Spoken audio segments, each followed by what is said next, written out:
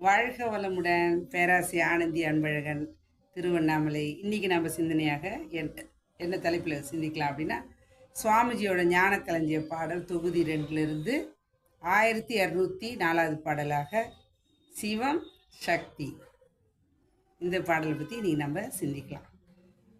அகன்ற நிலை சுத்தவெளி ஆதி பிரம்மம், அது சிவமாம் மெய்ப்பொருளாம் பூரணமாம். அகன்ற அதே முற்றறிவாகும், உள்ளுள் அடங்கி நின்ற வேகமது நுண்ணியக்கம்.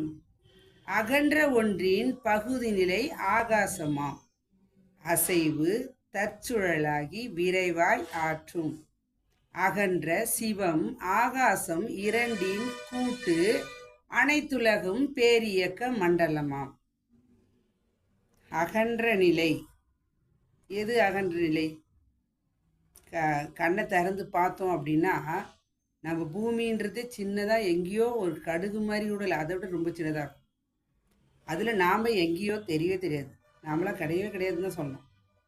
அப்போ இதை விட அகன்று அகன்று அகன்று பிரபஞ்சம் முழுவதும், இந்த மகாகாசம் முழுவதும் இருக்கக்கூடிய அந்த நிலையில் என்ன இருக்கு? என்ன இருக்கு? ஏன் அப்படின்னா இருக்கிறதால தான் அதுலேருந்து தான் எல்லாமே உருவாகிறது. என்ன இருக்கு அப்படின்றாங்க? சுத்தவெளி ஆதி பிரம்மம். இதுதான் என்ன சொன்னாங்க? சிவம். அதுவே சிவமாம் மெய்ப்பொருளாகும். இதுதான் மெய் என்ற ஒன்று இருக்கிறதால தான் அதிலிருந்து தான் விளைவு வந்து கொண்டே இருக்கிறது, செயல் வந்து கொண்டே இருக்கிறது, எல்லாமே. அப்போ உள்ளுள் மெய்ப்பொருளாம் பூரணமாம், அதுதான் என்ன? பூரணமாக எல்லாமே அடங்கியுள்ளது. அப்ப அகன்ற அதே முற்றறிவாகும். அகன்று இருக்கக்கூடிய அந்த பிரபஞ்சம் முழுவதும் விரிந்து விரிந்து இருக்கக்கூடிய அந்த சுத்தவெளியே, மெய்ப்பொருளே, ஆதியே, பிரம்மமே என்ன ஆகுதுங்க? நமக்குள் உள்ளுக்குள் முற்றறிவாக இருக்கிறது. பிரபஞ்சத்துல முற்றறிவாக இருக்கிறது, நமக்குள் சிற்றறிவாக இருக்கிறது. அப்போ உள்ளுக்குள் அடங்கி நின்ற வேகம் அது நுண்ணியக்கமாகும். அப்ப அகன்று நிற்கக்கூடிய அந்த இயக்க ஆற்றல் தான், அதுல இருந்து தோன்றியது தான் எல்லாமே, நம்ம உட்பட. அப்ப எல்லாமே என்ன இருக்கு? அதுக்குள்ள இருக்கக்கூடிய அந்த நுண்ணியக்கம் தான் நமக்குள்ள இயங்கி கொண்டு இருக்கிறது. அப்ப அடங்கி நின்ற வேகம் அது நுண்ணியக்கமாகும். அகன்ற ஒன்றின் பகுதி நிலை ஆகாசமாகும். அகன்று இருக்கக்கூடிய நம்ம என்ன சொல்றாங்க? அது மகாகாசம். ஆகாசமாக விரிந்து விரிந்து சுத்தவெளியாக இருந்து கொண்டிருக்கிறது. அப்போ அசைவு தற்சுழலாகி, ஆனால் அந்த ஆகாசம் என்னாச்சுங்க? அசைவாக அசைய அசைய என்னாச்சுங்க? அப்போ அழுத்த அழுத்த அழுத்த தற்சுழலாகி விரைவாய் ஆற்றும். அது உள்ளேருந்து ஆரம்பிச்சது ஸ்பீடாக ஓட ஆரம்பிச்சு. அதான் சுவாமி சொல்றார், நுண்ணியக்க மூலக்கூறாகிய விண் என்ற சுத்தவெளிதான் பிரபஞ்சம் முழுவதும் இயக்க களமாக இருக்கிறது, நமக்குள் உயிராக இருக்கிறது அப்படின்வர். அதுதான் உண்மை. அப்ப அகன்ற ஒன்றில் பகுதியாக ஆகாசம் அசைவில் தற்சூழலாகி விரைவாய் ஆற்றும். அங்க விரைவாக சுத்துது பிரபஞ்சம் முழுவதும், ஆகாசம் முழுவதும். அகன்ற சிவம் ஆகாசம் இரண்டின் கூட்டு. அப்ப அகன்றா இருக்கக்கூடிய அந்த சிவம் என்றக்கூடிய சுத்த வெளி ஒன்றுமே இல்லாத ஒன்று. ரெண்டு கையும் வச்சுட்டு இருக்கோங்க, நீங்க கொஞ்சம் ப்ரெஷர் கொடுத்து பாருங்க, இங்க ஒண்ணுமே கிடையாது. இந்த ரெண்டு கைக்கு இடையில ஏதாவது இருக்குதுன்னா இல்லை. ஆனால் நீங்கள் ப்ரெஷர் கொடுக்கும்போது உள்ளே ஏதோ ஒன்று இயக்கம் தெரிகிறது. எது அது? அதுதான் சிவம். கண்ணுக்கு தெரியாது, இறைவன் தெரிய மாட்டான். உயிர் இருக்குது, அதனால பேசிட்டு இருக்கேன், நீங்கள் பார்த்துட்டு இருக்கீங்க, கேட்டுட்டு இருக்கீங்க. ஆனால் கண்ணுக்கு தெரியுமானா தெரியாதே.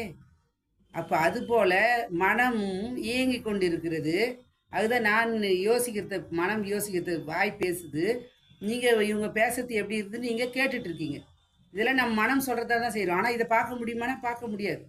அப்போ அகன்றமாக இருக்கக்கூடிய சிவம் ஆகாசம் இரண்டின் கூட்டு என்னாச்சுங்க? அனைத்துலகமாகும். அனைத்துலகமாக எல்லா இடத்துலையும் நீக்கமர நிறைஞ்சி பல கோடி நட்சத்திரங்களாக பல பிரபஞ்சம் முழுவதும், பால்வெளி மண்டலம் முழுவதும் இயங்கி கொண்டிருக்கிறது. இதுதான் பேரியக்க மண்டலமாம்.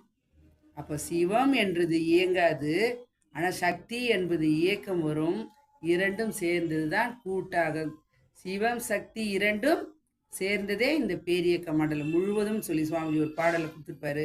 அந்த நிலையில் நம்ம இந்த உடலில் இருக்கக்கூடிய அசைகின்ற இந்த சிவ சக்தியை உள்ளே இருக்கக்கூடிய அசையாமல் இருக்கக்கூடிய சிவம் உயிராக இருந்து இரண்டும் இயங்கும் பொழுதுதான் 5 புலன்கள் வழியாகவும் எண்ணங்கள் மூலமாகவும் மனதின் மூலமாக நாம் கேட்கிறோம், நுகர்கிறோம், பார்க்கிறோம், சுவைக்கிறோம், பார்த்து எல்லாமே செய்கிறது. எல்லாமே இயக்கமாக இயங்கிக் கொண்டிருக்கிறது.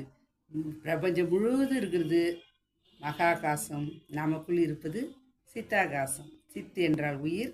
அந்த ஆகாசம் தான் நமக்குள்ளே இயங்கிக் கொண்டிருக்கின்ற உண்மையை உணர்ந்து நாம் வாழ்க்கையில் 2 விஷயம்தான் சுவாமி சொல்கிறார்.